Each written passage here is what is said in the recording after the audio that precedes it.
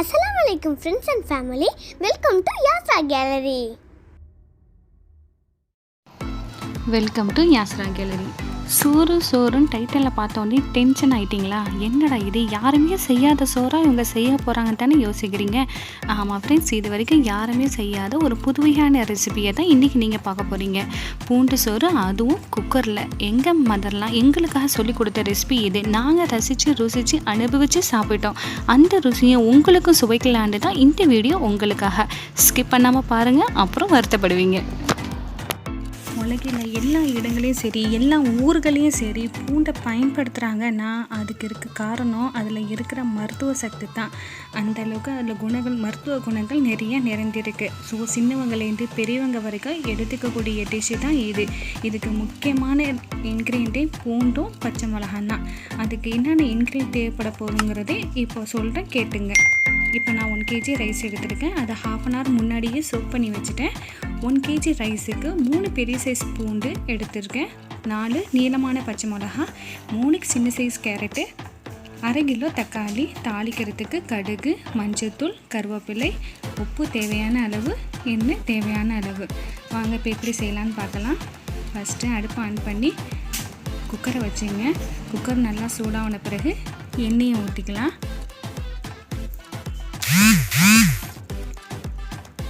எண்ணெய் நல்லா சூடான பிறகு கடுகு போட்டுடலாம்.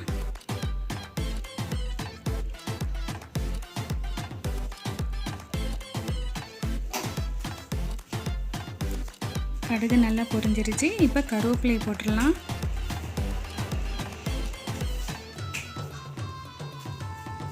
இப்போ நம்ம சின்னதாக நறுக்கி வச்சிருந்த கேரட்டை இதில் சேர்த்துக்க போகிறோம். இது கூட பச்சை பட்டாணி இல்லை காலிஃப்ளவர் இதை சேர்த்துக்கலாம். வேறு எதுவுமே இதுக்கு செட் ஆகாதுங்க. இந்த 3 வெஜிடபிள் மட்டும் உங்கள்கிட்ட எது இருக்கோ அதுக்கு தகுந்த மாதிரி நீங்கள் சேர்த்துங்க. இது நல்லா வதங்கட்டும். இதுக்கு முக்கியமான இன்க்ரீடியன்ட் பூண்டும் பச்சை மிளகான்னு சொன்னேன் இல்லையா, இதை நம்ம இப்போ மிக்சியில் போட்டு கிரைண்ட் பண்ணிட்டு வந்துடலாம்.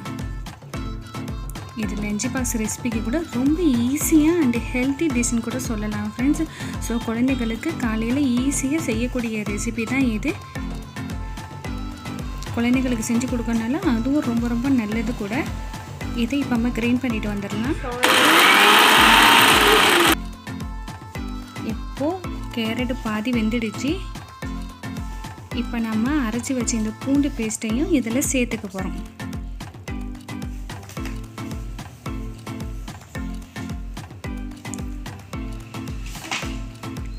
இதை போட்டு நல்லா மிக்ஸ் பண்ணுங்கள். இதோடைய பச்சை வாடை போகணும். அதனால் ஒரு 5 நிமிஷம் மிக்ஸ் பண்ணிக்கிட்டே இருங்க. அப்புறம் ஒரு மூடியை போட்டு மூடி வைங்க. எண்ணெய் ரிலீஸ் ஆகிற வரைக்கும் கொஞ்சம் வெயிட் பண்ணலாம்.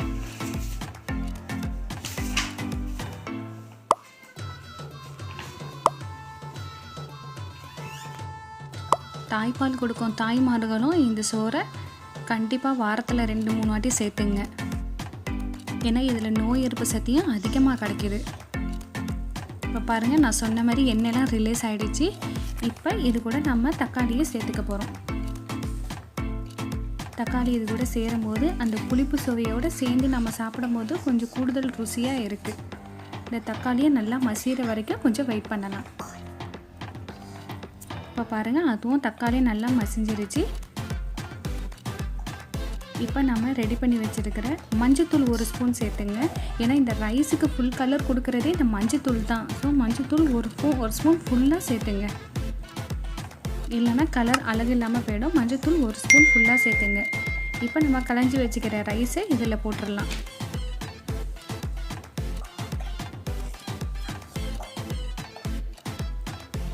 தண்ணி 1 படிக்கு 2 படி தண்ணி, அதையும் மெஷர் பண்ணி வச்சிங்க. அதுக்கிடையில் இந்த ரைஸை இதோட ஒரு 5 minutes அப்படியே இருக்கட்டும்.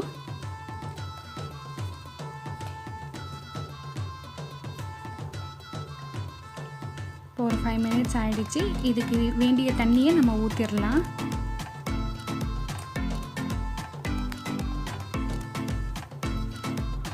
இப்போ உப்பெல்லாம் கரெக்டாக இருக்கான்னு நீங்கள் டெஸ்ட் பண்ணி பார்த்துட்டு மூடியை போட்டு மூடிடுங்க. 2 விசில் ஊட்டிடுங்க. அடுப்பை ஆஃப் பண்ணிடலாம். கேஸ் ரிலீஸ் ஆகிற வரைக்கும் கொஞ்சம் வெயிட் பண்ணலாம். இப்போ கேஸ் ரிலீஸ் ஆகிடுச்சு. ஓப்பன் பண்ணி பார்த்துடலாம்.